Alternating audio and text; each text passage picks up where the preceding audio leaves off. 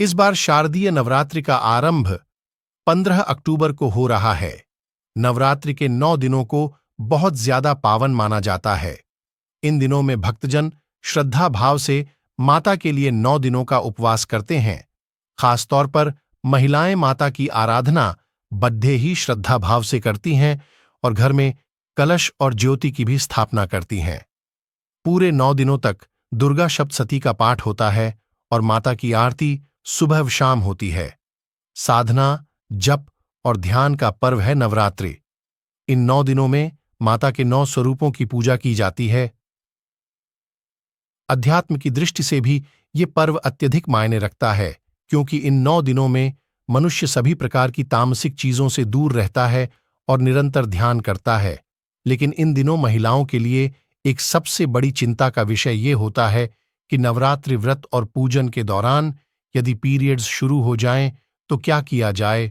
ऐसे में आपको कुछ सावधानियां बरतनी चाहिए, जिससे पूजन में पवित्रता बनी रहे। चलिए जानते हैं। महिलाओं का मासिक चक्र 22 से 28 दिन का होता है और सभी को अपनी पीरियड्स की डेट का पहले से ही अनुमान होता है।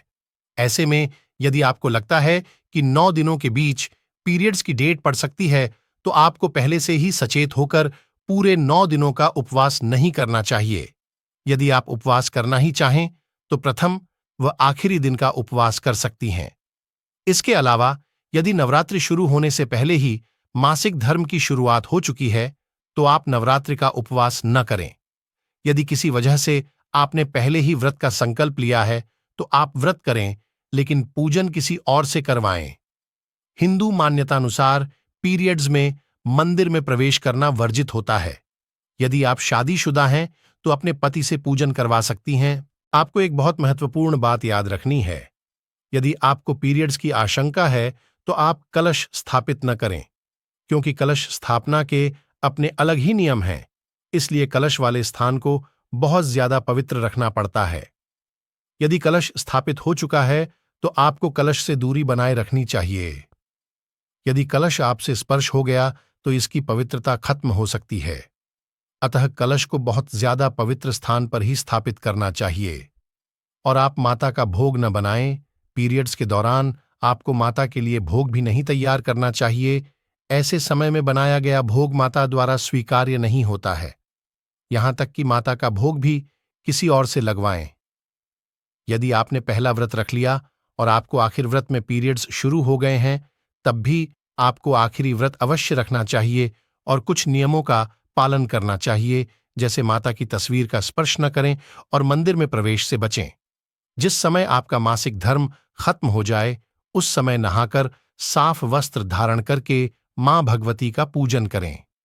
यदि आप नियमित रूप से माता को लौंग का जोड़ा चढ़ाती हैं और पीरियड्स की वजह से ऐसा नहीं कर पाई हैं, तो पीरियड्स खत्म होने के बाद एक साथ लौंग के उतने जोड़े चढ़ा दें जितने दिन छूटे हैं। यदि आप नियमित रूप से दुर्गा सप्तशती का पाठ करती आई हैं और बीच में आपको पीरियड्स शुरू हो जाएं, तो आपको ये पाठ अपने मोबाइल पर पा रहना चाहिए, जिससे पाठ खंडित न हो सके। यदि पढ़ नहीं पा रही हैं तो आप मोबाइल पर इसे सुन भी सकती हैं।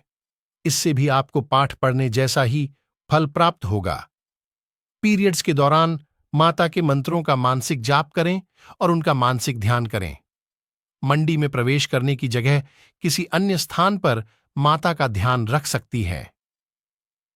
मासिक धर्म एक आम प्रक्रिया है, इससे बचा नहीं जा सकता है, लेकिन हमारे द्वारा बताए गए नियमों का पालन करके आप पीरियड्स के दौरान भी मां का पूजन श्रद्धा भाव से कर सकती हैं।